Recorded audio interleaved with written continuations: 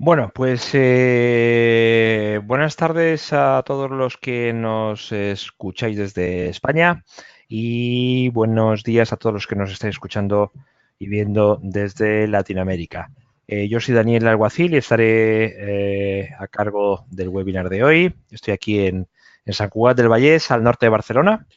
Y ahí veis a Carlos Santana, creo, Carlos, que estás en Madrid, ¿no? Sí, efectivamente. Bueno, fantástico. Bueno, pues os cuento un poco. Ya sabéis que hoy vamos a hablar de las redes neuronales, una pieza básica hoy en día para el Machine Learning. Para ello tenemos a Carlos Santana. Este webinar es un webinar que organizamos conjuntamente tecnowebinars.com, de la red de portales it-latino.net y Dev Academy, que es una empresa española con digamos, focalizada en la formación fundamentalmente a desarrolladores de nuevas tecnologías y de programación. Entonces, estaremos aproximadamente una hora de presentación y de charla por parte de Carlos, que nos dirá un poco él mismo qué es lo que hace. Es un youtuber, es un youtuber bastante prestigioso, tiene casi 20.000 usuarios, o sin casi, Sin 20.000 casi, sin casi. suscriptores en su canal de YouTube. Nosotros tenemos 12.000, o sea que te vamos a ir a la zaga, pero ya te llegaremos. Muy bien. Bueno, en este webinar se han registrado 200 personas, o sea que es un tema que evidentemente pues genera mucho interés. Así que nada, estaremos una hora aproximadamente por parte de Carlos y luego pasaremos a un turno de preguntas. En el turno de preguntas podréis participar vía micrófono, os animamos a ello. Ya os diré cómo. No tendréis más que levantar la mano, acelerando el botoncito levantar la mano del panel de control y podéis entrar por micrófono o desde ya podéis hacernos vuestras dudas o consultas vía el chat. Y Carlos os la responderá al final, eso sí. El vídeo se está grabando, el webinar se está grabando y recibiréis todos la grabación cuando termine el webinar. Así que, Carlos, creo que le has dado ya al play, ¿no? Sí, perfecto. Sí, correcto. Veo la ratón. Oye, pues todo tuyo, yo desaparezco hasta cuando termines la presentación. Un saludo. Muy bien, muchas gracias. Pues nada, voy a hacer una breve introducción, ya me han presentado, pero bueno, mi nombre es Carlos Santana Vega, soy ingeniero informático con especialización en el campo de Data Science y más específicamente en el campo de la inteligencia artificial. Y efectivamente, pues tengo un canal de YouTube donde realizo pues formación y divulgación sobre el campo de la inteligencia artificial porque, bueno, es un campo que es bastante apasionante y yo creo que a todo el mundo, tanto si perteneces a la rama tecnológica como si perteneces a otro campo, pues creo que todos sabemos ver que al fin y al cabo es un campo que va a acabar revolucionando bastantes sectores. Y por tanto, pues me congratula ver que hay tanta gente interesada en el tema y hoy vamos a hablar un poquito sobre redes neuronales, que al fin y al cabo es el componente principal de esta nueva revolución que se está viviendo en el campo del Machine Learning y la inteligencia artificial. Bueno, antes que nada, agradecer a TecnoWebinar y a Dev Academy por cederme este espacio. Y nada, y a todos ustedes por estar aquí para hablar de redes neuronales.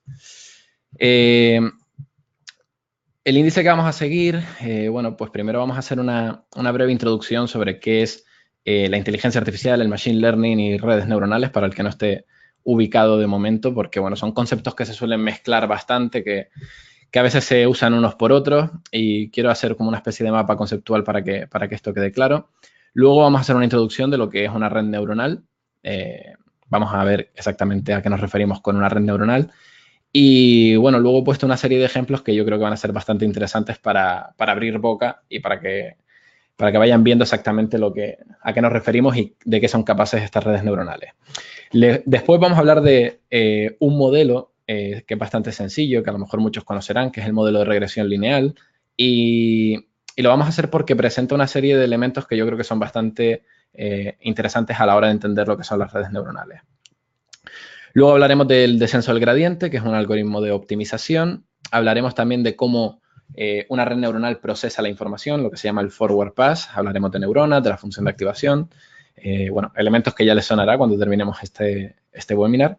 Y luego hablaremos también un poquito sobre el algoritmo de backpropagation y aquí ya aviso que no nos vamos a meter tampoco mucho en la parte de fórmulas porque bueno, o sea, meterse en la parte de fórmulas ahora mismo pues requeriría de otro webinar, me lo apunto para otro día si hiciera falta, pero es un tema bastante engorroso que yo creo que va a confundir más si nos ponemos a hablar de ello ahora que otra cosa. Y luego ya, como bien han dicho, pues vamos a hacer una sección de preguntas y respuestas para que ustedes pues puedan preguntar cualquier duda que haya, que espero que haya muchas, que eso significa que ha interesado. Entonces, vamos a poner un poco, vamos a intentar entender a qué nos referimos con esto de inteligencia artificial, machine learning, redes neuronales, ¿vale? A mí me gusta mucho definir la inteligencia artificial como el campo de estudio que busca que las máquinas o los ordenadores, los programas que ejecutamos en los ordenadores, puedan mostrar un conocimiento aparentemente inteligente. Y yo creo que en esta definición la palabra clave es aparentemente, ¿vale? Porque inteligencia artificial, si hablamos de aparentemente inteligente, eso ya nos permite relajar un poco la definición y entonces por eso podríamos entender por qué hay cosas que pueden ser discutidas, si es inteligencia, no es inteligencia. Y bueno, o sea, aparentemente inteligente a lo que me quiero referir es que tú, por ejemplo, puedes tener un robot, un brazo robótico que esté preprogramado con una serie de instrucciones que un programador le haya definido para que, por ejemplo, coja un objeto de una posición A, lo mueva y lo deje en una posición B, ¿vale? En ese caso, la máquina, para el programador, pues podría discutir si es un movimiento inteligente, porque al fin y al cabo ha sido programado por alguien. Pero para un sujeto externo que no sepa cómo está programado ese robot, pues podría pensar que sí, que efectivamente el robot está moviendo su brazo robótico, está realizando una acción que normalmente está reservado pues para agentes inteligentes, ¿no? Por ejemplo, en la naturaleza, los seres humanos. En ese sentido, pues hablar de aparentemente inteligente nos permite encontrar diferentes campos de estudio dentro del área de la inteligencia artificial, como es los que tengo marcado aquí, que sería, por ejemplo, el Natural Language Processing, el procesamiento del lenguaje natural, es una habilidad que es aparentemente inteligente, es inteligente, los humanos la desarrollamos, que es el poder entender el lenguaje, ¿vale? El entender el significado de las palabras, la semántica, las reglas gramaticales. Y bueno, eso sería, por ejemplo, uno de los campos que podemos encontrar dentro de la inteligencia artificial. Otra habilidad que es aparentemente inteligente, el procesamiento de voz, el poder emitir a lo mejor de leer un texto, tú puedas verbalizar con una voz. Eso lo podemos ver, por ejemplo, a día de hoy en sistemas como los asistentes de Google, que tienen pues sintetización de voz, que parece bastante natural. Eso también sería otro área dentro del campo de la inteligencia artificial. O, por ejemplo, la visión por ordenador, en la que un algoritmo pues, podría ver una imagen y podría detectar la posición de una cara o la posición de un determinado objeto. Eso también sería inteligencia artificial, ¿no? Porque es un comportamiento aparentemente inteligente. O también el campo de la robótica, donde intentamos que las máquinas emulen la motricidad de agentes inteligentes. Todo esto son áreas que pertenecen dentro del campo de la inteligencia artificial y que cada una está asociada a una habilidad aparentemente inteligente, ¿vale? De todas estas, la que parece más interesante y la que ha sido perseguida por los investigadores de inteligencia artificial es una habilidad que bueno, que como digo es muy, muy interesante, que es la habilidad de aprender, ¿vale? Y eso sería el área del machine learning, el que una máquina pueda desarrollar aprendizaje. Esto, como represento aquí en este dibujo, es un área que no está aislada en sí misma, sino que se interrelaciona con todas las otras, porque tú puedes preprogramar un brazo robótico para que coja un objeto de una posición A a una posición B, o tú puedes dejar que la máquina aprenda en base a datos, en base a experiencia, aprenda por sí sola a desarrollar un comportamiento inteligente.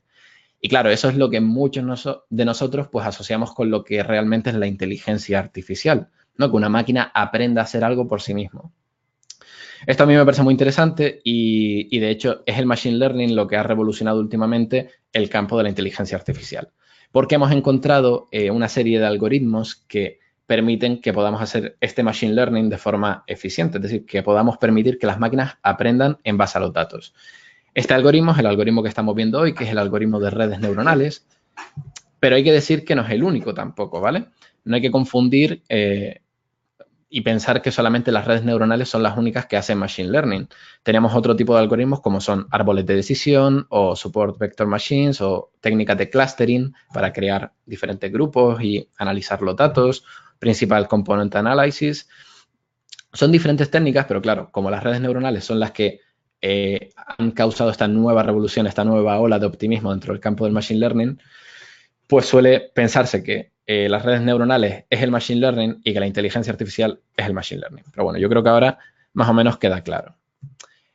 Entonces, en ese sentido, hoy vamos a ver qué es una red neuronal. Y una red neuronal no es más que un modelo de machine learning que está inspirado un poco en la biología del cerebro humano y que lo que consigue hacer es que tú le puedas mostrar una serie de datos de entrada y unos ejemplos de datos de salida y que la propia red pueda aprender a encontrar cuál es la relación existente entre esos datos de entrada y esos datos de salida. Claro, esto es muy útil porque en un problema como el que tengo aquí en pantalla, pues tú podrías enseñarle a una red neuronal fotos de gatitos, fotos de perros y le podrías decir, esto es un gato, esto es un perro, le enseñas muchas fotos, muchas fotos, muchas fotos y poco a poco la red neuronal en sus capas internas va a ir aprendiendo una representación de los datos que le va a permitir resolver este problema incluso para imágenes que no haya visto durante el entrenamiento, ¿vale? Es decir, aquí la red neuronal no está memorizando, sino que está generalizando el conocimiento, lo que sería realmente el aprendizaje. Y esto realmente es súper, súper útil. De hecho, pues traigo algunos ejemplos. Por ejemplo, el que acabamos de mencionar, pues sería un caso, una resolución de un problema de clasificación, ¿vale? Clasificación de imágenes o vídeos. Pero en ese caso que yo he dicho, el de gatos y perros, solamente tenemos dos clases de objetos que queremos clasificar. Pero las redes neuronales son mucho más potentes que esto. Un caso, por ejemplo, sería el del dataset ImageNet, que esto es un dataset de imágenes que se suele utilizar en investigación un poco para probar el rendimiento de las redes neuronales. Y actualmente este dataset pues cuenta con 14 millones de imágenes, más de 14 millones de imágenes que se pueden agrupar en 20.000 clases diferentes. ¿Vale? Ya no estamos hablando de que tenemos perros y gatos, sino que tenemos razas de perros, razas de gatos, diferentes tipos de animales, diferentes tipos de objetos cotidianos, verduras, todo tipo de objetos, hasta conformar 20.000 clases diferentes. Bueno, pues en ese problema, una red neuronal actualmente, el estado del arte, lo más avanzado que hemos conseguido, es que una red neuronal pueda clasificar con un 97% de precisión estas 14 millones de imágenes, ¿vale? En 20.000 clases diferentes. Yo me pregunto si yo sería capaz de resolver este problema con ese nivel de precisión. Yo creo que no, pero una red neuronal ya es capaz. Claro, esto es súper interesante. Tú imagínate que puedes desarrollar una aplicación móvil o una aplicación web o un servicio de cara a un cliente que haga uso de estas redes neuronales y que tenga esta habilidad de procesar objetos en función de lo que tengan imágenes o vídeos y puedas integrar eso dentro del proceso productivo de tu aplicación. Es súper interesante. Un caso de uso de esto pues podría ser la conducción autónoma.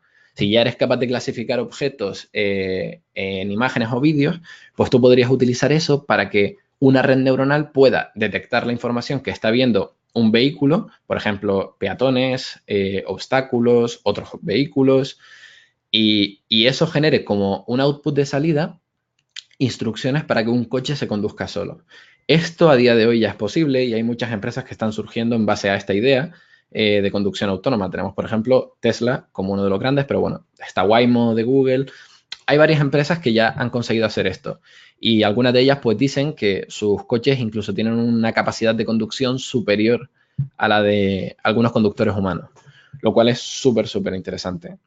Esto no se limita a eso, también podemos tener conducción autónoma de drones. En el caso que estamos viendo aquí, pues es un producto comercial que existe actualmente, donde, bueno, pues un dron se está moviendo a través de un bosque, grabando a un objetivo, que puede ser una persona, y al mismo tiempo está analizando todo su terreno, está haciendo una voxelización, es decir, convertir la imagen que recibe en dos dimensiones, la está convirtiendo en un entorno en 3D, en esos cubos, en esos voxels que se llaman, y eso le permite pues detectar obstáculos y poder moverse con fluidez a través del bosque de forma autónoma. Esto es una pasada. Casos incluso más impresionantes, pues tenemos una noticia que salió hace una semana o 2 semanas en la que Google, el Departamento de Inteligencia Artificial de Google, pues decían que habían conseguido que un algoritmo de los suyos, de los que ellos entrenan, pudieran detectar la metástasis en un cáncer en tejido celular de un cáncer de pecho. Es decir, que pudiera detectar la existencia de células cancerígenas o no en proceso de metástasis, con un 99% de precisión. Es decir, estamos hablando que estos algoritmos ya están incluso alcanzando un rendimiento superior al de algunos doctores en ciertas áreas. Por ejemplo, la inteligencia artificial en radiología, tú le pasas una radiografía, pues ya es capaz de detectar pulmonía también con una eficiencia mejor que la de algunos doctores. Bueno, que la de los doctores profesionales, lo cual es increíble. Y un último ejemplo que traigo es otra noticia que salió el año pasado, que era una colaboración entre Google y la NASA en la que estaban pues, utilizando la información recibida por el telescopio Kepler para la búsqueda de exoplanetas, es decir, planetas que están fuera de nuestro sistema solar. Bueno, para el que no conozca esto se hace analizando pues, la intensidad lumínica de una estrella que esté fuera de nuestro sistema solar y viendo cuando se realiza una pequeña variación en la luminosidad de la estrella, significando esto que a lo mejor hay un planeta que está orbitando y que está pasando por delante, ¿vale? Estos patrones en la variación de luminosidad pueden ser detectados por algoritmos de Machine Learning y eso fue el caso, que detectaron, bueno, un nuevo sistema solar fuera de nuestro vecindario, por así llamarlo, y fue una noticia bastante llamativa. Estos son ejemplos de cómo las redes neuronales, pues, pueden empezar a revolucionar sectores que son bastante claves para el desarrollo y el progreso de la humanidad. O sea, utilizar las redes neuronales para responder grandes preguntas de nuestra humanidad. Entonces, vamos a intentar entender cuáles son los pilares fundamentales que conforman a una red neuronal de las que se usan a día de hoy. Antes que nada, pues quiero que sepan que existen pues, muchos tipos diferentes de redes neuronales, de arquitecturas. Esto es un campo que está todavía en desarrollo. Cada semana, cada mes salen nuevas investigaciones súper interesantes con nuevas variaciones, ¿vale? Lo que vamos a ver hoy es como un poco la tecnología que es transversal a todos estos desarrollos y que es la parte clave en el funcionamiento de estas redes neuronales, pero bueno, que sepan que luego existe variaciones dentro de los diferentes tipos de redes. Entonces, vamos a empezar viendo un tipo de modelo que es bastante más sencillo, es el modelo de regresión lineal. Posiblemente si alguno de ustedes ha estudiado estadística, esto le sonará y estará pensando, ¿por qué me estás hablando ahora de estadística del instituto si aquí estamos para hablar de redes neuronales y machine learning? Bueno, como ya he dicho antes, tiene bastante relación y ya verán por qué. Pero bueno, quiero explicar de todos modos qué es el modelo de regresión lineal y en este caso, bueno, pues un modelo de regresión lineal es esto que tenemos aquí, ¿vale? Es básicamente un modelo en el que nosotros vamos a buscar una dependencia lineal entre dos tipos de variables, una variable de entrada y una variable de salida. En este caso sería la X y la Y, ¿vale? Justamente el ejemplo que estoy mostrando aquí es un ejemplo tomado del dataset de Boston Housing, este que tienen aquí, que es bastante conocido en el mundo del data science, que básicamente es un dataset que recoge información sobre diferentes pisos y cuánto es el valor de un piso en la ciudad de Boston, ¿vale? Y lo que se suele hacer es buscar diferentes elementos dentro del dataset que te puedan predecir cuál va a ser el valor, el precio de ese piso en función, pues, por ejemplo, en este caso, lo que tenemos representado en el eje X es el número medio de habitaciones por vivienda. Entonces, pues, por ejemplo, cada uno de los puntos blancos que tenemos representados aquí representaría que, por ejemplo, este punto, pues para una vivienda que tenga una media, o sea, para un distrito que tenga una cantidad de viviendas con una media de 6 habitaciones, el precio por vivienda ronda los $20.000, ¿vale? Eso sería la forma de leer esta gráfica si nos olvidáramos de la línea esta roja que tenemos aquí dibujada. Como es normal, si tú empiezas a dibujar puntos en esta gráfica, te darás cuenta que según vas incrementando el número medio de habitaciones, el valor de la vivienda también se va aumentando. Y ese aumento se va realizando de forma lineal, ¿vale? Es decir, existe una dependencia lineal entre nuestra variable X y nuestra variable Y. Y eso nos hace preguntarnos que si esta línea roja no estuviera aquí, veríamos cómo existe esta tendencia lineal por la cual nosotros podríamos decir, bueno, pues a lo mejor si yo trazara una línea recta como esta roja que tengo aquí, esto podría codificar la información, la relación entre estas dos variables. Entonces, teniendo esta línea roja ya predicha, que sería nuestro modelo de regresión lineal, nosotros ya podríamos hacer predicciones incluso para valores que no tengamos. Por ejemplo, podríamos venir aquí y decir, bueno, para un precio medio de vivienda de 6,5, ¿cuánto sería el precio aproximado? Pues vienes para acá, ves dónde choca con la línea recta y veríamos que para un valor sería un valor de $25.000 por vivienda. Este modelo es el modelo de regresión lineal simple, como he dicho, y bueno, básicamente entonces lo que queremos hacer es buscar un método para poder dibujar esta línea que vemos aquí, que como hemos dicho, pues tiene su utilidad, ¿no? Podemos hacer predicciones con ella. Para quien no se acuerde, pues si tú quieres representar una línea recta, su forma funcional es esta fórmula que yo tengo representada aquí, en la que tenemos las dos variables que estamos representando y esas dos variables se relacionan con estos parámetros de aquí, ¿vale? Tenemos dos parámetros que aquí yo los he llamado beta 0 y beta 1, en el cual este parámetro de aquí no multiplica con nada, es el parámetro independiente y básicamente este va a especificar en qué posición esta línea recta corta al eje Y, ¿vale? Porque estamos hablando cuando x sea igual a 0, esto desaparecería y el único valor que tendríamos sería el de beta 0.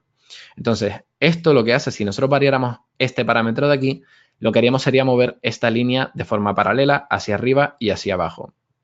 Por el contrario, este parámetro de aquí sería beta 1, este se está multiplicando a x y básicamente lo que nos representa es cómo variaría nuestro resultado si nosotros aumentáramos en una unidad el valor de x. Es decir, esto de aquí, esta beta 1 es la pendiente de nuestra recta. Con lo cual ya nosotros tenemos como dos palanquitas que podemos ir modificando, dos parámetros que podemos modificar para ir moviendo esa línea recta. Y el juego que tenemos que hacer es buscar la posición correcta para que esa línea recta se ajuste a nuestra nube de puntos. Ese valor de los parámetros sería, ahí es cuando nosotros diríamos que esos parámetros codifican la información del modelo, ¿vale? Porque esos dos parámetros son los que establecen la recta para tu nube de puntos. Este modelo que he representado es el modelo de regresión lineal simple porque solo tenemos una única variable, pero podemos generalizarlo, es este de aquí que hemos puesto, pero podemos generalizarlo a tener más variables, ¿vale? A lo mejor el precio de la vivienda se incrementa por tú aumentar el número de habitaciones por hogar, pero también se puede incrementar pues dependiendo de la localización del barrio a ciertas zonas, ¿vale? Tú podrías añadir más variables a tu modelo y en ese caso sigue aplicándose la misma lógica, lo que ya no podríamos representarlo de forma bidimensional. Aquí lo podíamos representar en dos dimensiones, pues porque teníamos solamente dos variables, una x y una y. Si nosotros añadiéramos más variables, por ejemplo, 2x y una y, pues sería la representación de un espacio tridimensional donde intentaríamos ajustar un plano a nuestra nube de puntos. Y si ya nos vamos a escalas mayores, donde tengamos más variables, pues ya serían espacios multidimensionales donde intentaríamos ajustar hiperplanos, cosa que ya no se podría representar matemáticamente.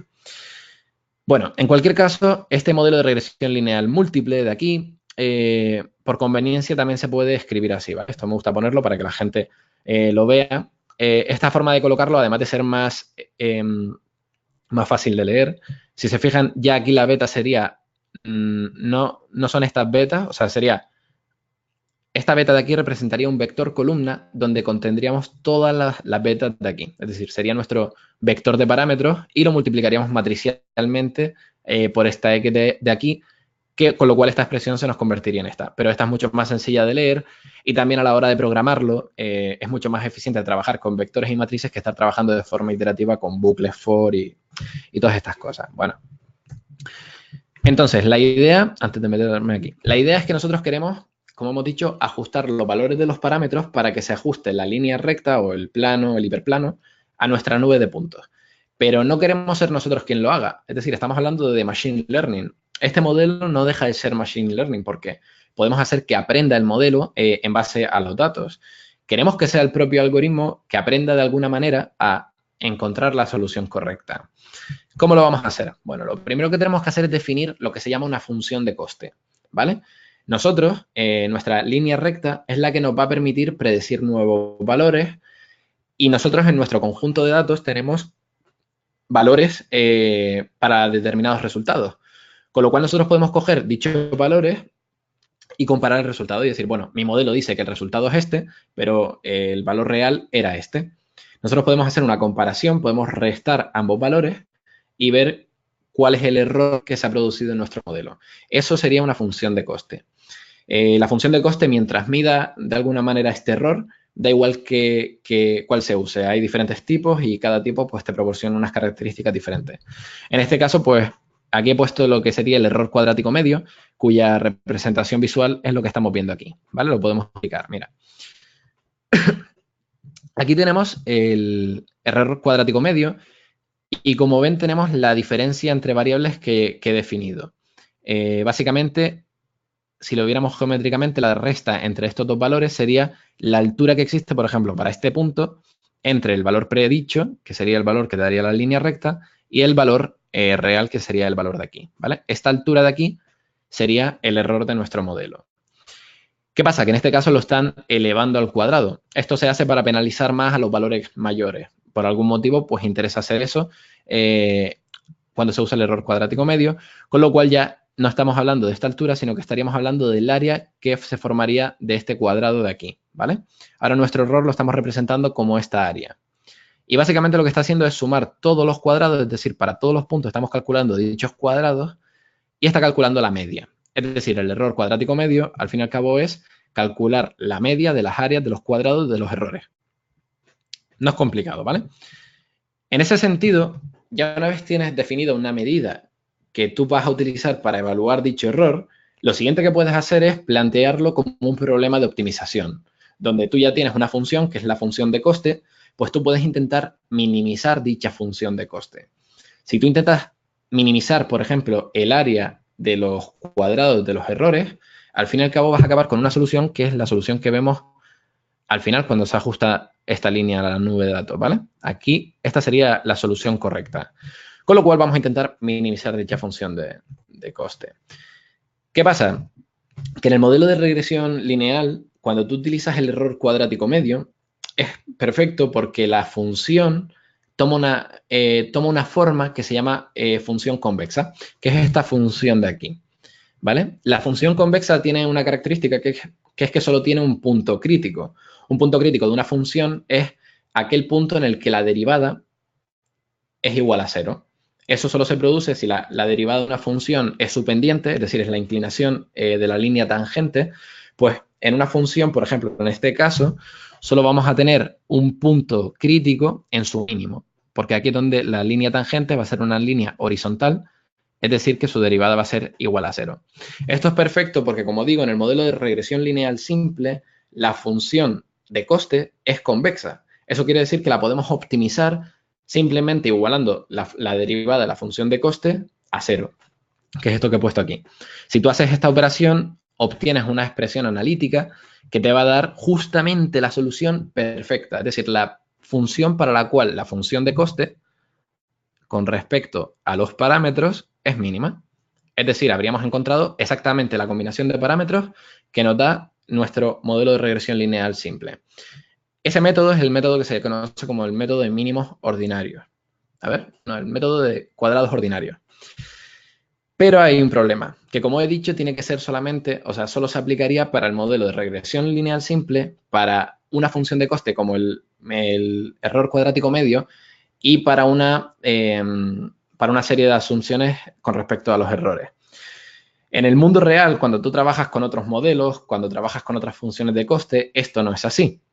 Y de hecho lo que te encuentras son funciones no convexas, es decir, esta de aquí. En una función no convexa, el problema se vuelve más complicado, porque aquí ya no tenemos un único punto crítico, sino que tenemos varios puntos críticos. Esto sería un punto crítico, que sería un mínimo, esto sería otro punto crítico, que es otro mínimo, y está más abajo que este sería el mínimo global, y este sería el mínimo local. Tendríamos otro punto crítico, que sería este de aquí arriba, que sería un máximo local, e incluso tenemos otro tipo de puntos mínimos, es decir, esto es el máximo que hemos definido. En un punto de inflexión, es decir, un punto donde la curvatura de la función cambia, aquí también tendríamos la recta, la derivada sería igual a 0, o lo que se conoce como un punto de silla, que esto ya sería, si viéramos esto en 3 dimensiones, en una forma tridimensional, pues sería como una silla de caballo, que es el punto donde converge un mínimo y un máximo. Eso se llama un punto de silla y también su derivada es igual a 0. Con lo cual aquí ya tenemos un problema, porque ya cuando trabajamos con estos modelos, ya no los podemos optimizar de la manera que queríamos. Ya no podemos calcular la derivada igual a 0, porque ya aquí la derivada igual a 0 puede ser cualquiera de estas cosas que no representa un mínimo y por tanto no estaríamos minimizando el coste, ¿vale? Eso se entiende, ¿no? De hecho, esta es la forma que tendría, por ejemplo, en 3 dimensiones, si estuviéramos trabajando con 2 parámetros y graficáramos en estos ejes los valores de los parámetros, ¿vale? Aquí nos referimos como z, el símbolo z, a lo que antes nos referíamos como beta, ¿vale? Pero son lo mismo, son los parámetros de nuestro modelo. Pues, en este caso, si nosotros dibujamos el error, nos saldría como una superficie que realmente es muy abrupta. Tendría como muchos montículos, muchos puntos de silla, muchos mínimos locales, con lo cual es muy fácil que si nosotros tomamos la técnica anterior, la de igualar la derivada a 0, pues nos quedemos en un punto que sea súper ineficiente para nuestro modelo, ¿vale? Vaso de agua. Vayan digiriendo la información. Entonces, tenemos que buscar un método que sea diferente. Y toda esta explicación que hemos hecho es para que vean cuál es el método que se va a utilizar aquí para optimizar a nuestro modelo. Y como podrán intuir, este es el método que se utiliza para optimizar el error de una red neuronal. Es decir, que es el sistema que se utiliza para entrenar a una red neuronal. En este caso, si nos encontramos en esta situación en la que nosotros, pues por ejemplo, aparecemos en un punto aleatorio como este, ¿vale? Imaginemos que inicializamos con valores aleatorios nuestros parámetros, con lo cual, pues podemos caer aquí, aquí, aquí, en cualquier punto de esta superficie.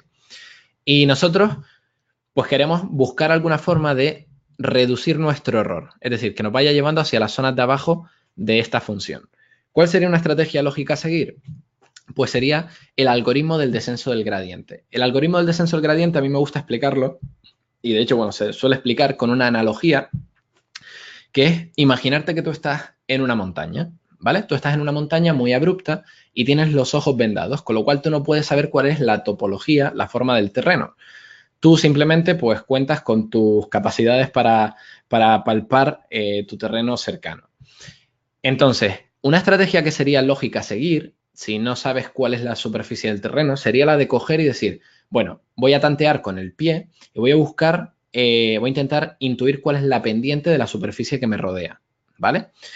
Y entonces lo que voy a hacer es buscar la dirección hacia la que la pendiente disminuye.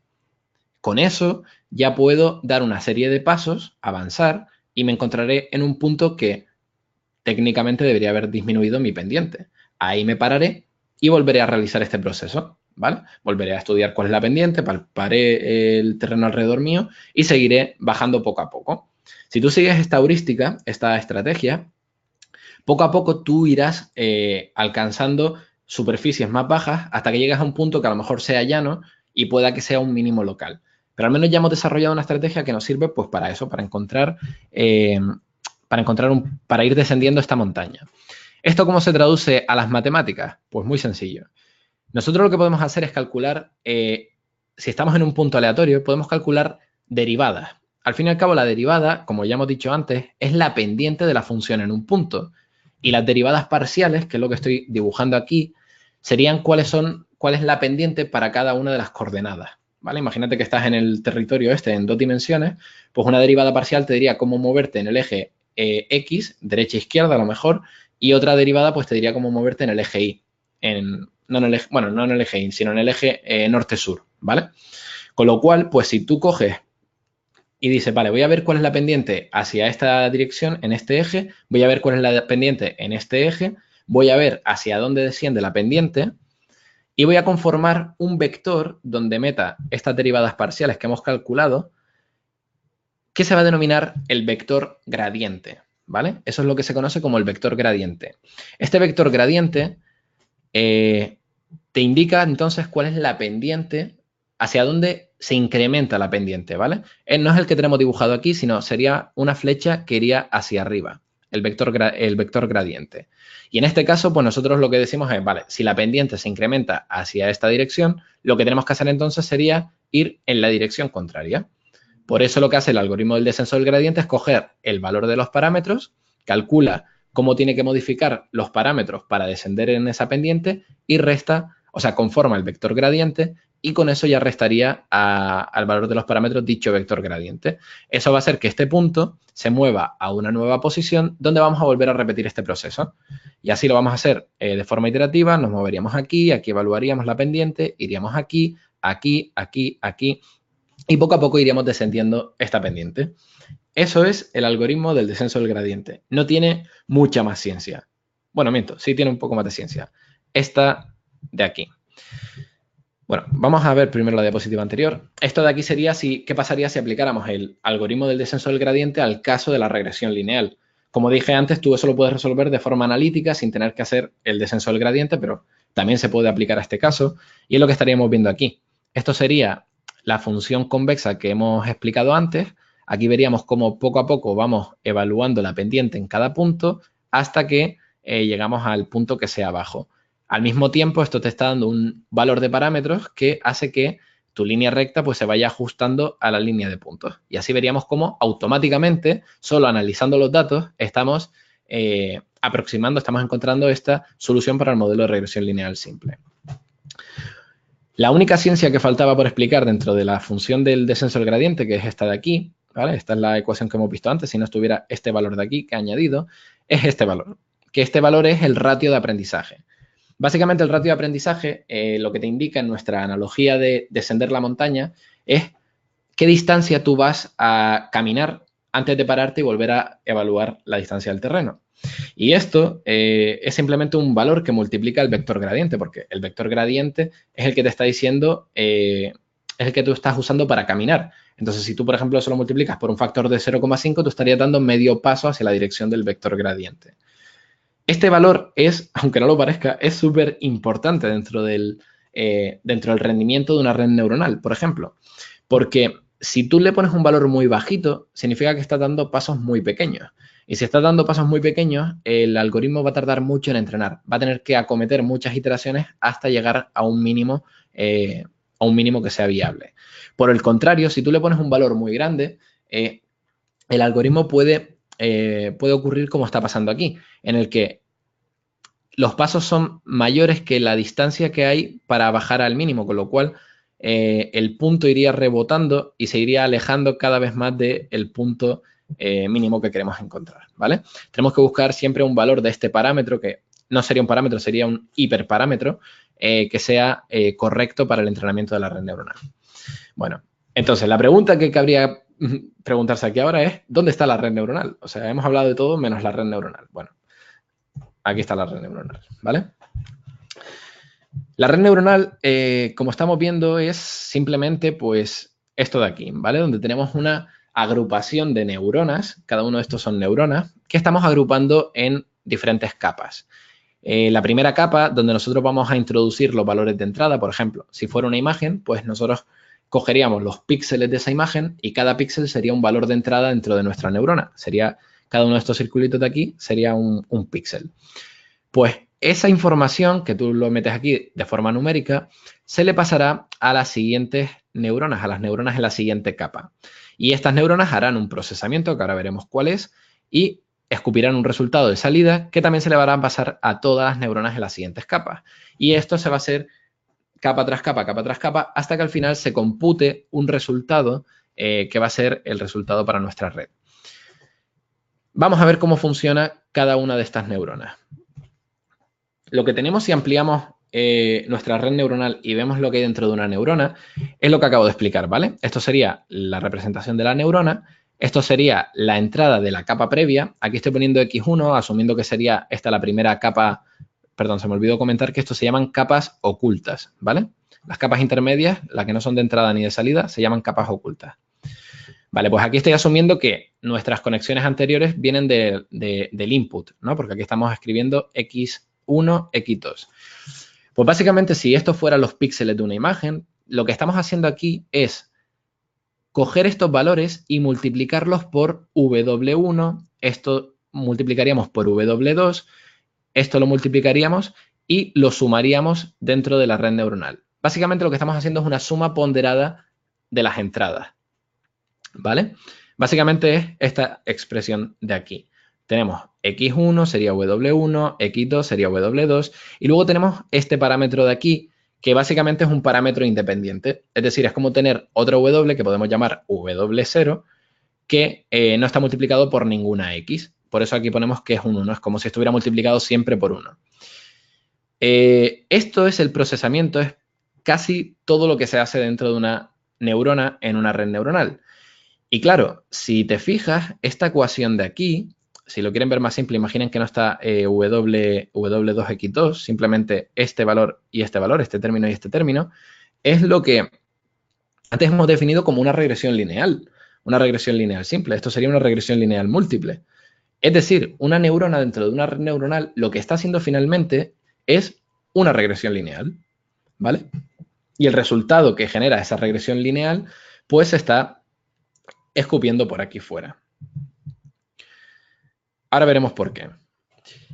Nosotros podemos coger, bueno, antes de pasar, nosotros podemos coger si estamos haciendo con una neurona una regresión lineal, podemos entender para qué se está usando con un ejemplo, ¿vale? Vamos a imaginar que nuestra red neuronal solo está conformada por una única neurona, es decir, que todo esto de aquí sea una red neuronal, que tiene solo una única capa oculta con una única neurona. Como hemos dicho, si esto está siendo un problema de regresión lineal, pues podemos solucionar problemas de regresión, porque al fin y al cabo hace una regresión lineal. Pero antes hemos hablado también de que puede resolver problemas de clasificación. ¿Cómo podría resolver una red neuronal con una única neurona un problema de clasificación? Pues vamos a ver un ejemplo clásico, ¿vale? Un ejemplo sencillo, que es el ejemplo de la puerta lógica AND, ¿vale? La puerta lógica AND, la puerta lógica I, si lo saben, tú tienes valores binarios en lógica booleana y una puerta lógica AND solo va a darte un resultado de salida que sea 1, que sea positivo, en caso de que las dos entradas estén activas. Si alguna de las otras entradas es igual a 0, el resultado es 0, ¿vale? Si nosotros quisiéramos utilizar nuestra red neuronal simple para codificar la lógica de una puerta lógica AND, pues simplemente tendríamos que buscar la combinación de parámetros. De nuevo, tenemos que buscar los parámetros que permiten que esto suceda. En este caso, pues estamos diciendo que nuestra entrada son solamente valores binarios que pueden ser 0, 1, 0, 1. Y por ejemplo, si queremos que bueno, en este caso hemos encontrado esta combinación de parámetros que van a permitir codificar esta información, la de una puerta lógica AND. Podemos comprobarlo. Si nosotros ponemos 0 y 0, esta suma de aquí que se está realizando, la suma ponderada, sería 4 por 0 más 5 por 0, es decir, todo esto sería 0, menos 6. Menos 6 no es un resultado binario, perdón, no es un resultado binario. Tenemos que buscar alguna lógica, alguna regla que nos permita generar resultados de clasificación, 0 o 1. En ese caso, la regla es la que he apuntado aquí abajo, ¿vale? A ver si se puede ver. A ver. Bueno, esta regla de aquí no sé si se está viendo, no sé si se ve el menú correcto, pero bueno. Esto de aquí es la suma ponderada que se realiza en la neurona y básicamente decimos si el resultado de esta suma de aquí es menor o igual que 0, quiero que el output sea igual a 0. Por el contrario, si esto es mayor que 0, quiero que el resultado sea igual a 1. ¿Vale? Con esta regla, simplemente, ya podemos ver que si para el valor 0 es 0, pues esto aquí sería menos 6. Y si aplicamos la regla de abajo, sería i igual a 0, con lo cual eso estaría correcto. Si fuera 0, 1, 0, 1 sería 5 menos 6 igual a menos 1, es decir, 0, con lo cual también estaría bien. Si fuera 4 más 0 menos 6 sería menos 2, con lo cual sería también negativo, con lo cual sería 0, efectivamente. Y si fuera 1, 1, si x1 fuera 1 y esto fuera 1, sería 4 más 9 menos 6 igual a más 3, es decir, sería positivo, el resultado sería 1. Aquí tenemos un ejemplo de cómo una neurona puede codificar la información de una puerta lógica AND, ¿vale? Otro ejemplo, podríamos ver el de una puerta OR. En este caso, pues si alguna de las entradas están activas, si algunas tienen el valor 1, pues en este caso queremos que sea 1. Pues aquí pues, podríamos ver de nuevo cómo si esto está 1, sería 3 más 0 menos 2, positivo, 1. 0 más 4 menos 2, 2, positivo. 3 más 4 menos 2, 5, positivo.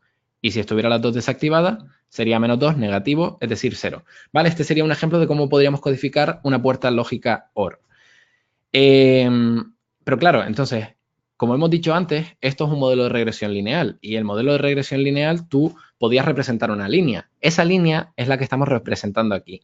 Y básicamente nosotros podemos solucionar el problema analizando analíticamente como hemos hecho, o podemos dibujar esta gráfica de aquí y ver que si la línea separa las dos clases que tenemos, la de los unos y la de los ceros, de forma lineal, podemos solucionarlo.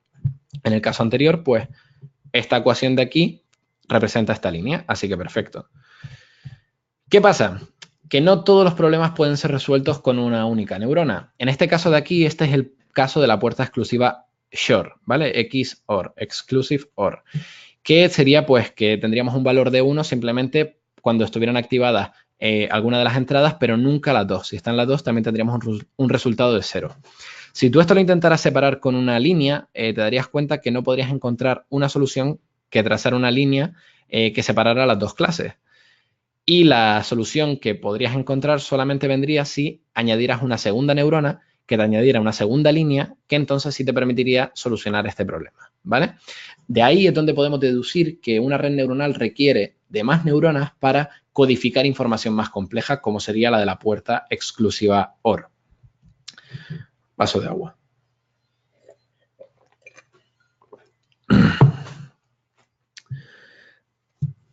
Entonces, si nosotros tenemos claro que queremos juntar más neuronas para que nuestra red neuronal pueda codificar más información, vamos a juntar neuronas, ¿no? No hay problema, las juntamos y ya está.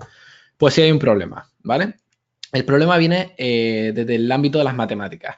Y es que lo que pasa, que al fin y al cabo lo que hemos dicho es que dentro de una neurona se está realizando una suma ponderada, que es la que nos permite trazar esta línea. En matemática eso se llama una combinación lineal.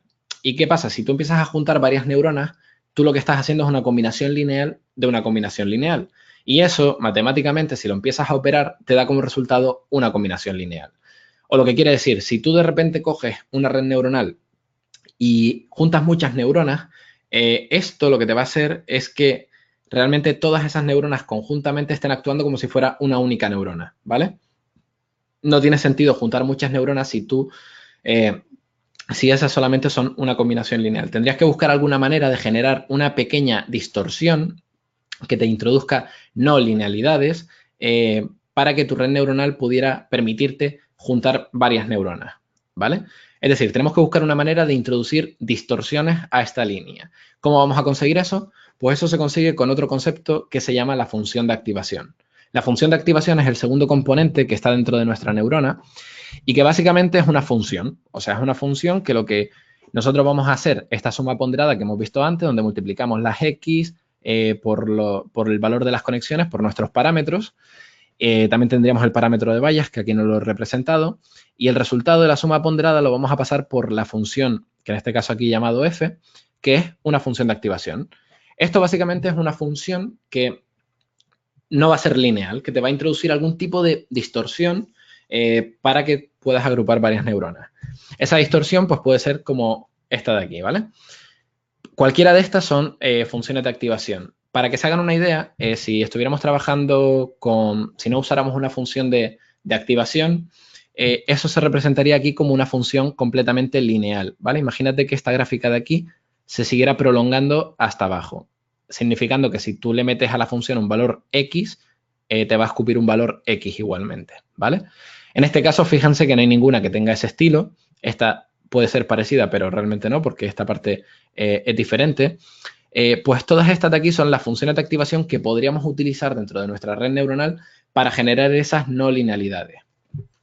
Por ejemplo, tenemos la función sigmoide, que básicamente lo que te hace es que para un valor de entrada X cualquiera, te genera un resultado que está en el rango de 0 a 1, ¿vale? Si te fijas, para un valor muy bajo de X, imagínate que me voy a menos infinito, el valor sería 0, y para un valor muy positivo, o un valor infinito, sería 1. Y para un valor de 0, pues sería 0,5. Eso ya te está generando una distorsión que te va a permitir, pues, combinar varias neuronas siempre que uses esta función de activación. Luego, esto también es útil porque también te va a generar resultados que a lo mejor a veces son más lógicos. Imagínate que tu red neuronal, quieres que te genere probabilidades. Una probabilidad siempre va en el rango de 0 a 1. con lo cual te interesa utilizar funciones de activación que favorezcan la aparición de esos resultados, porque como hemos dicho, te va a generar un resultado de 0 a 1. Bueno, la función sigmoide es una función de activación. Otro ejemplo sería la función tangente hiperbólica, que es esta de aquí, que esta te mapea los resultados en un rango de -1 a 1. Y finalmente, pues tenemos estas de aquí, que son más modernas, son utilizadas en los últimos años, se han ido descubriendo y son más eficientes a la hora de trabajar con redes neuronales. Esta de aquí, aunque parezca que no causa mucha distorsión, sí lo está causando, porque lo que te dice es que en el rango positivo, para una X que sea mayor a 0, va a ser lineal el resultado, ¿vale? Pero para un valor que sea negativo, esto lo va a convertir a 0, le va a poner un valor nulo, con lo cual se va a cargar la señal de esa neurona. Y luego estos de aquí pues son funciones que arreglan problemas que surgen cuando trabajas con este tipo de funciones, ¿vale? Simplemente el concepto que quiero que tengan claro es que una función de activación resuelve ese problema de no poder combinar diferentes neuronas. Con lo cual, pues ya tendríamos vista toda la lógica de procesamiento de una neurona. Entonces, tú en una red neuronal lo que vas a hacer es coger y decir, bueno, pues tengo mi red neuronal, yo le enseño un valor de entrada, como por ejemplo la X, una imagen, y esa imagen pues va a pasar a la siguiente capa. En cada una de las neuronas se va a realizar un cálculo en función del valor de los parámetros. Eso se va a escupir, va a pasar por una función de activación, va a ser el resultado de la neurona que va a pasar a la siguiente capa, se va a repetir lo mismo, y eso puede pasar por tantas capas como queramos, ¿vale? El procesamiento de estas capas es súper interesante porque lo que estamos consiguiendo es lo que se llama aprendizaje jerarquizado, ¿vale? Si tú estuvieras trabajando con un problema de imágenes, es decir, si tu datos de entrada fueran imágenes y el resultado de salida fuera adivinar una clase, tu red neuronal va a aprender de forma jerarquizada y lo que vas a observar es que en las primeras capas, por ejemplo esta de aquí, la red neuronal se va a especializar, las neuronas van a empezar a detectar una serie de patrones, van a empezar a resolver estos problemas de regresión lineal para encontrar una serie de patrones como de elementos muy básicos que puedes encontrar en una imagen. Por ejemplo, a lo mejor esta neurona de aquí se especializa en encontrar esquinas, o esta se especializa en encontrar bordes horizontales, o bordes verticales, o esto se va a especializar en encontrar pues valores oscuros. Eso, después, esa información se va a utilizar en la siguiente capa de forma jerarquizada, como digo. Estas neuronas ya van a empezar a recibir si esta neurona se está activando cuando encuentra un borde y una esquina, con lo cual va a empezar a combinar diferentes elementos y a lo mejor pues la combinación de diferentes bordes y diferentes esquinas te generan un círculo y estas se especializan en encontrar círculos, rectángulos, formas geométricas simples. Una siguiente capa a lo mejor encontraría en la combinación de círculos y cuadrados y líneas un ojo o una boca. Y en una capa siguiente, a lo mejor la combinación de ojos y boca va a encontrar, se va a especializar en detectar caras, ¿vale? Es decir, el conocimiento que se va codificando dentro de nuestra red neuronal es jerarquizado. Es un concepto que a mí, por ejemplo, me fascina. Entonces, todo este procesamiento que se va a realizar en cascada hacia adelante hasta encontrar un resultado de salida es lo que se denomina el forward pass, el paso hacia adelante, donde tu dato de entrada se va a procesar hasta generar un resultado. Cuando tu red neuronal está inicializada de forma aleatoria, es decir, tus parámetros tienen valores que tú has puesto de forma aleatoria, ese resultado va a ser aleatorio, por supuesto, y básicamente va a ser basura. Entonces tú vas a tener un valor que va a ser aleatorio y tú lo vas a comparar con el valor que tú estabas esperando, con el valor real. Y vas a utilizar tu función de coste que ya vimos antes para analizar si esos dos vectores de resultados pues son correctos o no. Esa función de coste te va a generar un error, ¿vale? Y ese error tú lo puedes optimizar utilizando el algoritmo del descenso del gradiente, que es lo que hemos visto antes. Con lo cual, pues ya con eso tendríamos entendido un poco cuál es el funcionamiento de una red neuronal. ¿Qué pasa? Que no es tan sencillo. Hay un pequeño problema y es que, como hemos dicho antes, el descenso del gradiente te pide que calcules el vector gradiente que hemos visto previamente, ¿vale? Y ese vector gradiente era la combinación de las derivadas parciales de cada parámetro con respecto al error. Es decir, cómo varía el error cuando variamos un poquito cada parámetro. Eso no es tan trivial como cuando lo calculábamos con la regresión lineal porque este modelo es más complejo y hay mayor interacción entre los parámetros. y como digo, es más complejo. Es decir, aquí estamos hablando de que ya no puedes tener 5 o 6 parámetros, sino que a lo mejor tus valores de entrada es una imagen donde cada píxel tendría un parámetro correspondido. Es decir, que una imagen que tenga 10 megas, pues estamos hablando de 10 millones de parámetros en la primera capa, más luego las siguientes capas. Y otro concepto es que redes neuronales pertenece también al campo del machine learning, pero se le conoce el campo también como deep learning, aprendizaje profundo. Y la profundidad es el concepto de tener muchas capas. Es decir, podemos estar hablando de arquitecturas que pueden tener 100 capas, 200 capas y cada una con conexiones que te van a generar pues una cantidad ingente de parámetros. Entonces, como digo, es más complejo y calcular esas derivadas parciales que conforman el vector gradiente pues va a ser bastante costoso. Y de hecho ahí es donde hace falta encontrar un algoritmo que te permita calcular esas derivadas parciales de forma eficiente para que tú puedas elaborar el algoritmo del descenso del gradiente. Ese algoritmo es lo que se denomina backpropagation, ¿vale? Que no voy a pasar a explicar en fórmula, sino simplemente voy a explicar la intuición para que tengan el concepto claro.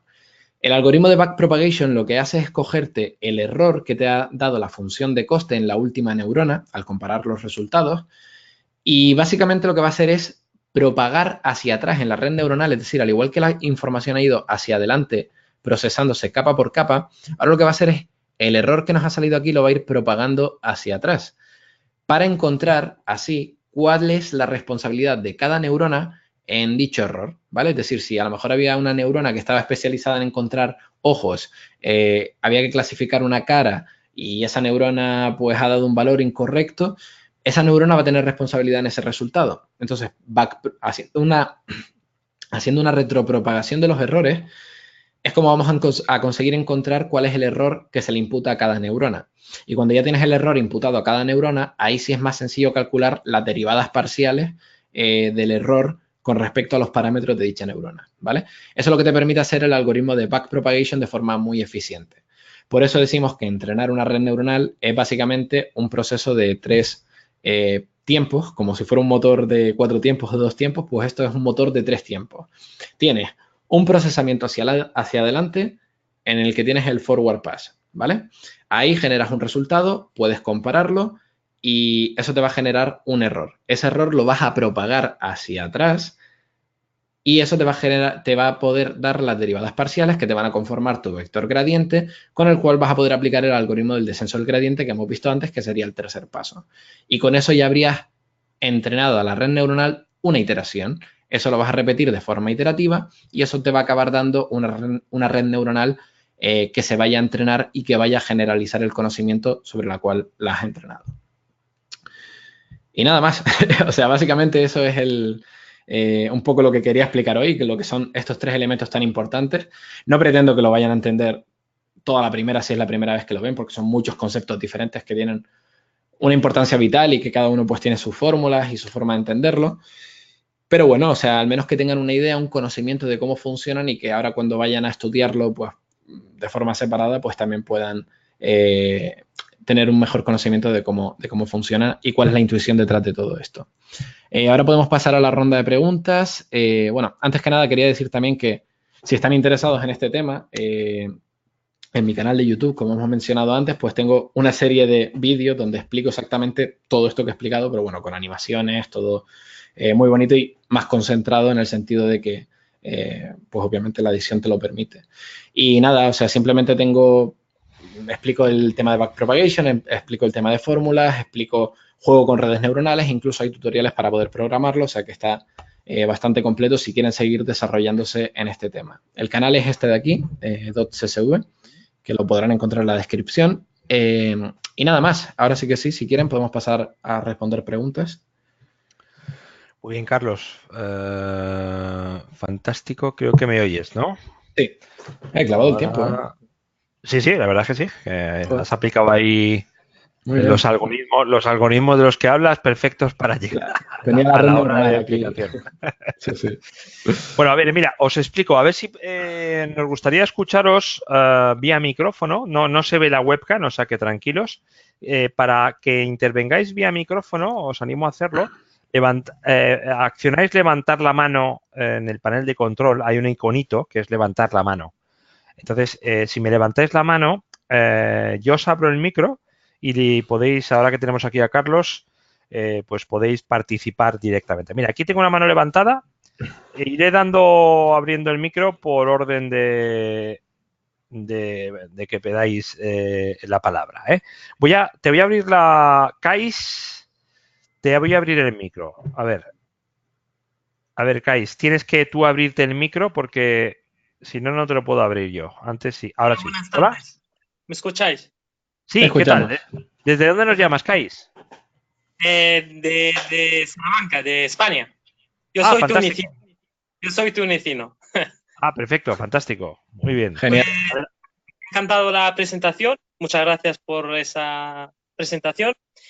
Tengo una curiosidad acerca de a la diferencia entre las redes convolucionales y las redes recurrentes. Si hay alguna explicación rápida para aclarar la diferencia que existe entre esos dos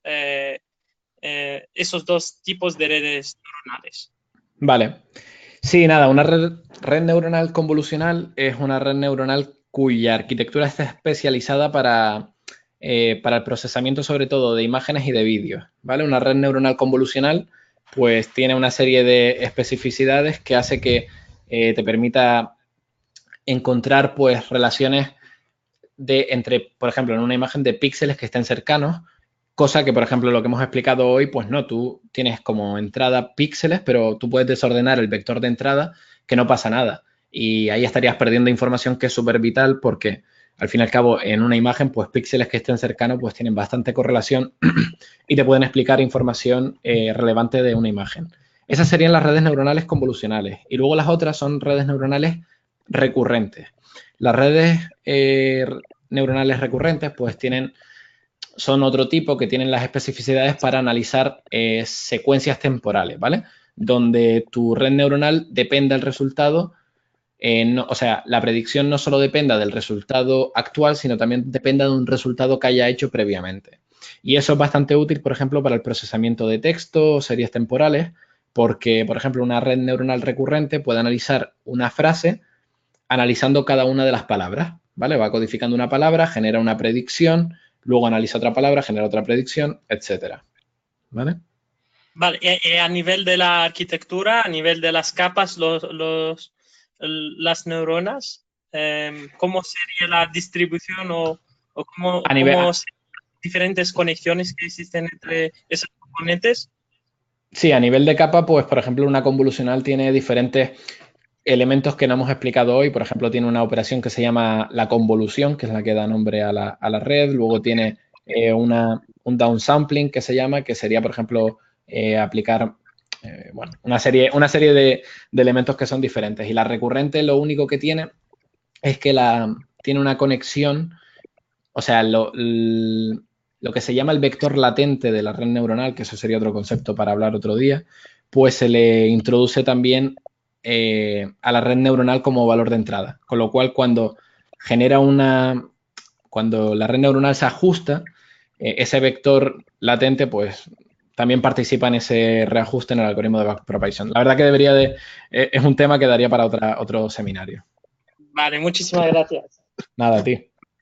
Muchas gracias, Kais. Os recuerdo, si queréis participar vía micrófono, nada, me levantáis la mano accionando el botoncito de levantar mano que aparece en el panel de control y yo os abro el micro. Animaros que, bueno, es como más directo que escribir. Bueno, aquí tengo una pregunta de Juan Luis. Carlos dice, ¿qué lenguaje de programación recomendás, debe ser argentino, para programar redes neuronales? ¿Keras? Me han hablado de MXNet como una buena alternativa. ¿Cuál recomiendas? Sí, esto te lo iba a preguntar yo. ¿Qué tipo de software o de recomiendas para montar Vale, este tipo de... hay diferentes... hay diferentes necesidades, ¿vale? O sea, yo, por ejemplo, pues si para el tema lenguaje de programación, pues recomiendo Python, sobre todo. En el tema de análisis de datos, pues se suele, como que las dos vertientes suele ser o R o Python. Y yo suelo recomendar Python porque luego hay muchas de las librerías de Machine Learning importantes para generar redes neuronales, pues están basadas en Python. y además tiene la flexibilidad de trabajar con cuadernos Jupyter y todas estas cosas. Y luego ya si nos pasáramos a hablar de frameworks, pues tienes, por ejemplo, TensorFlow, bastante utilizado. Si tu necesidad, por ejemplo, es la investigación, es de los que yo recomendaría. Bueno, y también a nivel de producción se podría utilizar. Está tanto TensorFlow como PyTorch. Y ahí ya es un poco un debate donde está la gente polarizada y habría que decidir. En mi opinión, yo utilizo TensorFlow, pero porque fue el comienzo de lo que empecé a aprender. Pero vamos, que no... Va muy rápido el desarrollo de estos campos. El año pasado TensorFlow era más boyante, más importante, porque también Google gasta bastante dinero en promocionarlo. Pero ahora parece que PyTorch está ganándole terreno, que es de Facebook. Bueno, pues tenemos unos minutillos. Si queréis participar, a levantar la mano, accionando el botón levantar mano del panel de control y yo os abro el micro. Vamos a ver. Bien. Carlos, una pregunta tengo para ti. El tipo de aplicaciones a nivel de negocio, ¿no? Que tú estás viendo más para las redes neuronales, ¿cuál es? Tú has hablado, por ejemplo, a lo largo de... Bueno, has hablado al principio del tema de detección, de aplicación a la medicina, supongo que habrá miles de aplicaciones al tema de la conducción de automóviles, digamos, automática. Y has mencionado varias veces el tema de si las neuronas están especializadas en detectar ojos o rostros o tal. ¿Quiere decir esto que se utiliza mucho para el tema de analítica de imagen? Sí, por ejemplo, supuesto. El tema de vídeo es el tema de la videoanálisis, que hay un terreno ahí brutal a todos los niveles. ¿Es uno de los terrenos en los que más se está aplicando? Sí, por supuesto, porque al fin y al cabo, o sea, la historia de las redes neuronales son algoritmos que existen desde 1950, el concepto matemático. Hasta 1986 no avanzó la cosa porque había el algoritmo de backpropagation, hasta ese momento no se descubrió y no era eficiente entrenarlas. Luego está que no ha sido hasta hace una década o 2 décadas que con la aparición de hardware, de GPU, hardware especializado para cálculo matricial, pues todo esto tampoco se desarrolló y también la aparición del fenómeno del Big Data, de que con la digitalización pues tenemos más datos que podemos analizar. Pero ¿qué pasa? Que la última revolución, bueno, ya a partir de ahí se aceleró toda la investigación, pero la última se produjo en base a justamente la competición que mencioné antes, la de ImageNet, el dataset este de 14 millones de imágenes. Cada año se realiza una competición de eso, de análisis de imágenes. Y creo que fue en 2009, 2010, que de repente se presentó una solución en la que se usaba redes neuronales convolucionales y de repente hubo un salto cualitativo con respecto a lo de años anteriores. Y ahí fue cuando la gente dijo, wow, estos algoritmos, las redes convolucionales, por ejemplo, funcionan muy bien para detección de imágenes. Y entonces a partir de ahí, pues claro, es que ahora mismo estamos viviendo en una era multimedia, donde los móviles, el análisis, todo, por ejemplo, el tema de YouTube, este seminario que estamos haciendo online, todo se basa en imágenes. Y claro, el rendimiento que proporcionan estos algoritmos es muy bueno. Es muy bueno y barato para una empresa cualquiera especializarse en estas herramientas. Entonces, sí, se usa, por ejemplo, un caso de uso que es un poco peliagudo, es el tema de la vigilancia en China, que China es uno de los grandes imperios uno de los grandes países que están invirtiendo en inteligencia artificial y han creado un sistema de vigilancia con cámaras inteligentes que son capaces de detectar quién eres tú en cualquier lugar. Imagínate una calle llena de gente de China o de China. A rebosar, pues puede detectar cada una de las personas, puede hacer un análisis si es hombre o mujer, estimar cuál puede ser su edad. Todo eso lo hace. Digamos, con redes neuronales. Sí. Con sistemas de análisis montados en redes neuronales. Sí. O sea, que es uno de los terrenos fundamentales, ¿no? Claro. El tema de la medida. Bueno, otra pregunta que me hacen aquí, ahí está relacionado. Eduardo Lucas dice, ¿recomiendas alguna herramienta en open source que permita desarrollar en redes neuronales, IA y Machine Learning? Bueno, lo has mencionado antes, ¿no? Lo de Python. Python e incluso las TensorFlow y todas estas son open source. Una gran ventaja del campo de la inteligencia artificial es que se destila mucho el open source y se critica bastante a cualquier empresa que saca una tecnología, una investigación que no es pública. Con lo cual está bastante guay porque te permite aprender tú por tu cuenta y tienes todos los recursos online. A ver, tengo una mano levantada de Abimael. Te voy a abrir el micro, Abimael. Ahí está. Hola. Hola, buenas noches por allá. Buenas noches. Hola. ¿De dónde nos llamas, Abimael? Desde México. Fantástico, adelante. Bueno, gracias por el webinar, Carlos. Gracias por la plática. Bueno, yendo un poco al caso que comentabas sobre China. Sí. Es- eh, Estamos trabajando en algo, una idea, una iniciativa similar. ¿Tú qué recomendarías? Bueno, estoy evaluando algunas herramientas como Google, Microsoft y AWS. Sí. Eh, eh, bueno, ¿tú recomendarías usar ya una plataforma como tal construida o en tu experiencia sería es más viable implementar bueno, menos costoso implementar una solución fabricada con TensorFlow, Sí. Python? A ver, yo, o sea, para empezar no tengo tanta orientación a la parte del sector profesional, sino que yo me dedico más a la investigación, con lo cual la forma de utilizar mía de las herramientas no es exactamente, o sea, no, te puedo contar lo que conozco, pero tampoco te lo tomes al pie de la letra, pero sí es cierto que yo creo que las herramientas que están ofreciendo ahora mismo las grandes tecnológicas, tanto Microsoft, Adobe, Amazon Web Service, Google, todas estas son, yo creo que buenas herramientas porque están bastante trabajadas y cuentan con el, vamos a decirlo, ¿no? El beneplácito de que invierten bastante dinero para que funcionen, porque están basando sus modelos de negocios en eso. Entonces, yo creo que sí son buenas herramientas a utilizar y que a lo mejor te va a ahorrar bastante trabajo. Pero sí es cierto que, bueno, algo que ganas de hacer tú tu propio sistema es que lo puedes conocer, ¿vale? O sea, puedes entender qué está pasando, cómo está funcionando y tienes mayor flexibilidad para trabajar. Un poco es lo que querrías utilizar.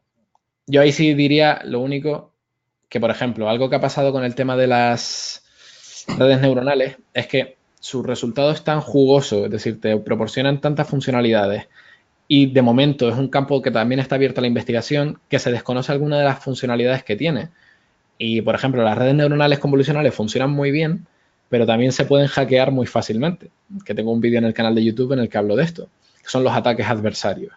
Y esto es una cosa que a lo mejor una empresa ya se lanzó a implementar cámaras con reconocimiento facial y un año más tarde se descubrió que eran hackeables, fácilmente hackeables. O sea que hay que tener cuidado también a la hora de hacer productos finales y estar bien asesorado por gente que se dedique a la investigación en este campo. Ok, muchas gracias. De nada. Ok, Abimael, muchas gracias. Bueno, vamos a ir terminando que Carlos tiene que ir a cenar. A ver, dice aquí Julio, dice, gracias por la presentación. Existen consideraciones a tomar en cuenta para ver si las redes neuronales son ideales para algún tema específico que hay que considerar respecto al proceso que tiene que trabajarse. Bueno, es un poco amplio, ¿no? Y a lo Sí, mejor hay parte de ello lo acabas de responder ahora también, ¿no? claro, exacto. A tener en cuenta un poco el funcionamiento. O sea, tener en cuenta que no estás trabajando tampoco con un producto final, que es una tecnología que está en desarrollo y en investigación. Y que esto puede significar, pues, que puede pasar tu modelo de negocio en un algoritmo que el año que viene sea mejorado y, claro, haya otra empresa que a lo mejor lo implemente mejor, que pueden estar abiertos a temas como lo que acabo de mencionar, de los ataques adversarios y ser fácilmente hackeables, problemas de seguridad, éticos, todo esto. Bastante importante. Por lo que has dicho, es evidente que, ¿cómo decirte? El acceso a las herramientas es realmente, bueno, puede ser incluso gratuito, por así decirlo. Es Es decir, gratuito. cosas que a lo mejor hace 2 años era impensable, por así decirlo, acceder a la tecnología. hoy con los sistemas cloud como Amazon, como Microsoft, como Google, ¿no? Y herramientas que son gratuitas, o sea, lo que hay que echarle es tiempo a los informáticos o a quien se quiera meter y empezar a desarrollar, ¿no? Totalmente. Y una cosa que me acaba de inspirar, que la forma de trabajar, por ejemplo, si quieres utilizar Machine Learning a nivel de producción, no es necesario ni siquiera gastarte dinero en infraestructura para una infraestructura muy grande, porque, por ejemplo, Google tiene grandes centros de datos que se utilizan para entrenar a estos algoritmos de Machine Learning para que tengan un rendimiento y a lo mejor pues tienen, por ejemplo, ahí el caso de cuando entrenan a juegos, el tema de AlphaGo, no sé si lo conocen, eso requiere un entrenamiento que a lo mejor ha simulado partidas de Go durante millones de años, pero muy rápido en muchos ordenadores de forma distribuida. Pero claro, eso es solo para el entrenamiento. Una vez tú tienes el modelo ya entrenado, tienes los parámetros correctamente ajustados, tú eso puedes compartir los parámetros online, el modelo entrenado, y tú eso ya lo puedes utilizar y predecir un valor es muy barato. O sea, hay modelos que son súper potentes que funcionan en el móvil. Entonces, si hay gente que se quiera dedicar a hacer aplicaciones con Machine Learning integrado, no tienen que irse, eso incluso responde a la pregunta de antes, no tienen que irse a entrenar los propios modelos, que eso a lo mejor es más costoso. Ya pueden encontrar modelos entrenados por otros investigadores y al menos utilizar modelos que ya funcionan mejor de lo que posiblemente puedan hacer a un precio más barato. Vale, tengo una mano levantada aquí de Jordi. Jordi, te voy a abrir el micro. Hola, Jordi. Hola, ¿qué tal? Hola, ¿qué tal, Jordi? ¿Oyes? Sí, una preguntilla desde el desconocimiento. Últimamente se está hablando mucho del tema de la transparencia de los algoritmos, de la ética, sobre todo en el Machine Learning, y del tema de los bias. De los bias, vale, sí, de los sesgos. No, bias, sí, bueno, perdona. Nada.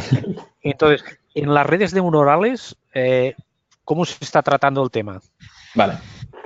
De hecho viene el problema principalmente de las redes neuronales. Porque, como he dicho, las redes neuronales, pues, a nivel de producción son muy complejas. El aprendizaje profundo son muchas capas, muchos parámetros, muchas neuronas. Y las técnicas, por ejemplo, la que mencioné a la hora de que tú puedes ver cómo una neurona aprende el concepto de un ojo, de un vértice, de una esquina, eso lo puedes visualizar porque son imágenes, pero ya cuando empiezas a tratar toma de decisiones, pues empiezas a tratar audio, cosas así, ya no son elementos que tú puedas inspeccionar de manera tan sencilla y la propia complejidad de la arquitectura lo hace bastante complicado. Entonces, esto es un problema que se trata en las redes neuronales como cajas negras y su comportamiento al fin y al cabo es probabilístico. Con lo cual, y la tercera cosa es que aprenden a partir de datos, que los datos pueden estar cargados de sesgos, que es lo que estabas mencionando tú, los bias. Correcto. Entonces, eso es un campo que está abierto en la investigación. Y es otra de las cosas que digo que hay que tener cuidado antes de lanzar un producto basado en Machine Learning. Tener claro que hayas hecho una buena selección de datos, donde puede haber una introducción de sesgos, que el aprendizaje sea correcto y que tengas controlado todas las posibles outputs que te pueda generar. Es decir, en un coche autónomo tú no puedes no haber simulado previamente cuál va a ser el comportamiento en casi todas las situaciones. ¿Vale? Entonces, en ese sentido, pues hay que dedicar bastante tiempo antes de lanzar a producción un modelo. Perfecto. Entonces, lo que me estás diciendo, pero el hecho de que las redes neuronales por sí son muy complejas, ¿sí? Eso lo que hace es incrementar el problema, ¿no? Claro. Es mucho más complicado el resolverlo. Efectivamente, claro. Y es un campo de investigación abierto, la interpretabilidad de las redes neuronales. Que además no es solo por la parte negativa de intentar localizar sesgos, sino es que también nos interesa saber qué aprenden las redes neuronales. Porque son cajas negras, es decir, a veces te solucionan un problema con una eficiencia mayor que un doctor en medicina, pero tú quieres saber por qué elemento ha encontrado que tú no has visto. Todo Exacto. Eso es la interpretabilidad y es bastante interesante, es un campo muy, muy chulo. Y se está avanzando. Muy bien, gracias. Muy bien, gracias, Jordi. Vamos a ver, a cerrarle aquí el micro. Bueno, oye, pues fantástico, Carlos. Yo creo que nos debes ahí un segundo webinar porque ya has visto que hay mucho interés. Ya te lo digo, ha habido 200 personas registradas de los webinars últimamente que más gente junto quizá con el que hicimos también de blockchain. Claro. Son temas que están como muy en boga ahora mismo. Y nada, pues cuando tú quieras volvemos aquí y nos vuelves a explicar un poquito más sobre redes neuronales. Genial, muchas gracias. Nada, un saludo y el que le interese también la inteligencia artificial, pues que sepan que en el canal... Efectivamente, el canal, bueno, si lo quieres mostrar otra vez para que lo tengamos. A ver, se está viendo mi pantalla, ¿no? Sí, ahí está. Es sencillo. El canal es .csv, que viene a ser .csv, como los archivos de comma separated value, y al mismo tiempo son las iniciales de mi nombre, que es Carlos Santana Vega, así que perfecto. No se puede pues es verdad. Muy bien. Oye, pues fantástico, Carlos. Muchas gracias por tu tiempo. Gracias a TecnoWebinar y a Dev Academy por cederme el tiempo. Pues nada, te esperamos aquí otra vez. A todos los asistentes, muchísimas gracias. Habéis estado aquí, bueno, estáis todavía muchísimos, casi 40. Y nada, estaros atentos a tecnowebinars.com y a Dev Academy para próximos webinars que vamos realizando de forma regular en las dos empresas. Y nada, yo desde aquí, desde Sant Cugat del Vallès, al norte de Barcelona, me despido. Hasta la próxima. Adiós.